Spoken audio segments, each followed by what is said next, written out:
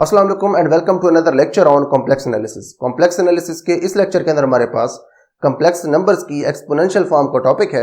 हमने अब ये देखना है कि अगर हमारे पास कोई भी complex number x plus iota y की फॉर्म में गिवन हो तो हम किस तरह से उसको उसकी एक्सपोनेंशियल फॉर्म के अंदर चेंज कर सकते हैं। इसके बाद हम इसके ऊपर एक क्वेश्चन भी सॉल्व करेंगे जिसके अंदर हम एक कॉम्प्लेक्स नंबर को उसके एक्सपोनेंशियल फॉर्म के अंदर चेंज करेंगे। यहाँ पे हमारे पास जो एक्सपोनेंशियल फॉर्म है ये बहुत इंपॉर्टेंट है, क्योंकि जब हम किसी भी कॉम्प्लेक्स नंबर के रूट्स फाइंड करते हैं तो उस वक्त एक्सपोनेंशियल फॉर्म हमारे बहुत काम आती है। तो यहाँ पे सबसे पहले हम एक्सपोनेंशियल फॉर्म की जो जनरल एक्सप्रेशन है उसको डिराइव करेंगे by using the complex plane and an arbitrary complex number. उसके बाद हम इसके ऊपर एक क्वेश्चन सॉल्व करेंगे। तो यहाँ पे सबसे पहले हमारे पास कॉम्प्लेक्स प्लेन है।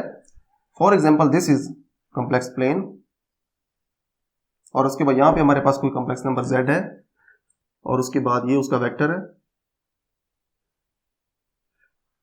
और ये जो वेक्टर है ये जो एंगल बना रहा है आपके पास पॉजिटिव रियल एक्सिस के साथ वो है थीटा, और ये जो z है फॉर एग्जांपल इसका जो मॉडुलस है वो r के बराबर है। ठीक है जी, r is equal to z modulus. तो इसका जो इमेजिनरी पार्ट है वो y है और इसका जो रियल पार्ट है वो है x। तो जो x है ये बराबर होता है r cos ऑफ थीटा के, और जो y है ये बराबर होता है r sin ऑफ थीटा के।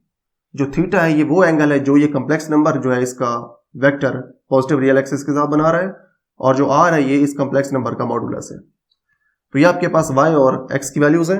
यहाँ पे हमारे पास जो कॉम्प्लेक्स नंबर z है फॉर एग्जांपल ये बराबर है x प्लस आयोटा y के। अब इसके अंदर आप x और y की जो वैल्यूज हैं वो वहां से आप पुट कर सकते हैं।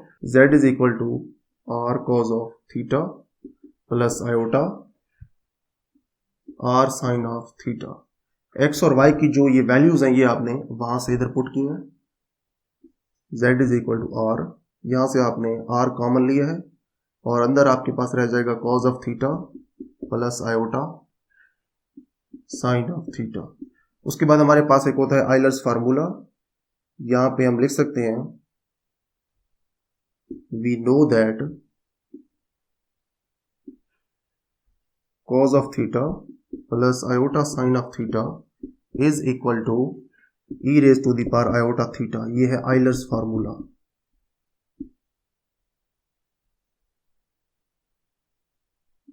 अगर आप इस आइलर फार्मूला को इस इक्वेशन के अंदर यूज करें तो जो z है ये आ जाएगा r into e raise to the power iota theta. ये आपके पास cos theta plus iota sine theta की वैल्यू है जो कि आपने आइलर्स फार्मूला से इस तरह से ली है। तो ये आपके पास किसी भी कॉम्प्लेक्स नंबर की एक्सपोनेंशियल फॉर्म है। z is equal to r e raise to the power iota theta.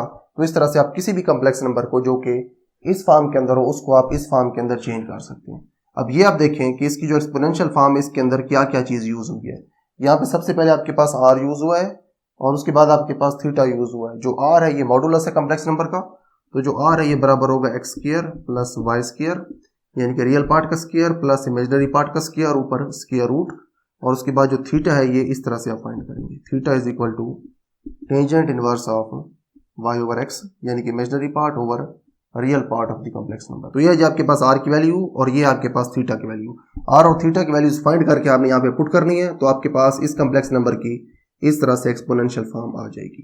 तो ये जो आपके पास थीटा की वैल्यू है ये आपने कभी कभी मॉडिफाई भी करनी है, जैसे कि हमने अपने पिछले लेक्चर के अंदर देखा है कि किस वक्त आपने थीटा की वैल्यू को मॉडिफाई करना है। उसके बाद नेक्स्ट हमारे पास एक और क्वेश्चन होगा, तो वहां पे भी हम देख लेंगे कि हमने किस तरह से थीटा की वैल्यू को अपनी रिक्वायरमेंट के हिसाब से मॉडिफाई करना होता है। नेक्स्ट हमारे पास एक क्वेश्चन है। इस क्वेश्चन के अंदर हमें कॉम्प्लेक्स नंबर गिवन है, हमने इस कॉम्प्लेक्स नंबर को एक्सपोनेंशियल फॉर्म के अंदर चेंज करना है। तो सबसे पहले हम इस कॉम्प्लेक्स नंबर को ड्रॉ करेंगे। For example this is complex plane. यहां पे हमारे पास कॉम्प्लेक्स नंबर है, रियल पार्ट -1 है, इमेजिनरी पार्ट भी -1 है जो कि माइनस आयोटा है। यहाँ पे कॉम्प्लेक्स नंबर है यहाँ पे हमारा -1 माइनस आयोटा। तो उसके बाद हम यहाँ पे सबसे पहले इसके लिए r की वैल्यू फाइंड करेंगे जो कि रियल पार्ट का स्क्वायर प्लस इमेजिनरी पार्ट का स्क्वायर और ऊपर स्क्वायर रूट। ये हो जाएगा 1 + 1 का स्क्वायर रूट, यानी कि 2 का स्क्वायर रूट। तो हमारे पास जो r है इसकी वैल्यू आ गई स्क्वायर रूट ऑफ 2। उसके बाद होता है हमारे पास थीटा। थीटा बराबर है tangent inverse of imaginary part over real part. ये हो जाएगा tangent inverse of 1। Theta is equal to tangent inverse of 1 जो है ये बराबर होता है π/4 के। दिस इज इक्वल टू π/4, लेकिन जो π/4 है वो तो यहाँ पे बनता है, ठीक है जी, फर्स्ट क्वाड्रेंट के अंदर। अब ये वही कॉम्प्लेक्स नंबर है जो कि हमने अपने पिछले लेक्चर के अंदर देखा था, जिसके अंदर हमने आर्गुमेंट्स फाइंड किए थे कॉम्प्लेक्स नंबर्स के। अब यहाँ पे पाई बाई 4 जो है वो तो यहाँ पे बन रहा है, लेकिन हमारा जो कॉम्प्लेक्स नंबर है वो तो यहाँ पे है। अब हमारे पास है दो ऑप्शंस, अगर तो हम यहाँ से आते हैं तो हमें पाई ऐड करना पड़ेगा, अगर हम इधर से यहाँ पे आते हैं तो हमें माइनस पाई ऐड करना पड़ेगा। हम माइनस पाई ऐड करते हैं क्योंकि यहाँ पे हम इसकी प्रिंसिपल वैल्यू ले लेते हैं। अगर आप यहाँ पे माइनस पाई इसके अंदर ऐड करें पाई बाई 4 के अंदर, तो चेक करते हैं कि कितना एंगल बनता है। पाई बाई 4 प्लस माइनस पाई अगर आप करें तो उसके बाद ये हो जाएगा पाई बाई 4 माइनस पाई, ये बराबर हो जाएगा पाई माइनस 4 पाई ओवर 4, और ये बराबर हो जाएगा माइनस 3 पाई बाई 4। तो ये माइनस 3 पाई बाई 4 ही बनता है यहाँ पे, this is equal to minus 3 pi by 4। तो थीटा की जो वैल्यू है ये हमारे पास है माइनस 3 पाई बाई 4। यहाँ पे आपने इसके अंदर माइनस पाई ऐड किया है तो ये आ गया आपके पास माइनस 3 पाई बाई 4। तो यहाँ पे अब आप इसकी जो एक्सपोनेंशियल फॉर्म है वो लिख सकते हैं। तो जो z है ये बराबर होता है r e raise to the power iota theta के। जो r है इसकी वैल्यू है स्क्वायर रूट ऑफ 2, और जो थीटा है इसकी वैल्यू है माइनस 3 पाई बाई 4। ठीक है, जिस तरह से आपने इसको आप एक्सपोनेंशियल फॉर्म के अंदर चेंज कर दिया है, इसको आप मजीद भी मॉडिफाई कर सकते हैं वो इस तरह से कि r e raise to the power iota theta is equal to square root of 2 e raise to the power iota minus 3 pi by 4, और इसके अंदर आप 2n पाई भी लिख सकते हैं। ठीक है, जिसका मतलब ये है कि आप n की वैल्यूज चेंज करते जाएं तो आपके पास इसके डिफरेंट एक्सपोनेंशियल फॉर्म्स आती जाएंगी, यानी कि कॉम्प्लेक्स नंबर सेम वही होगा लेकिन जो एंगल है ये यहाँ पे चेंज होता रहेगा। ठीक है, जो n की वैल्यूज होती हैं वो होती हैं 0 plus minus 1 plus minus 2 up to so on.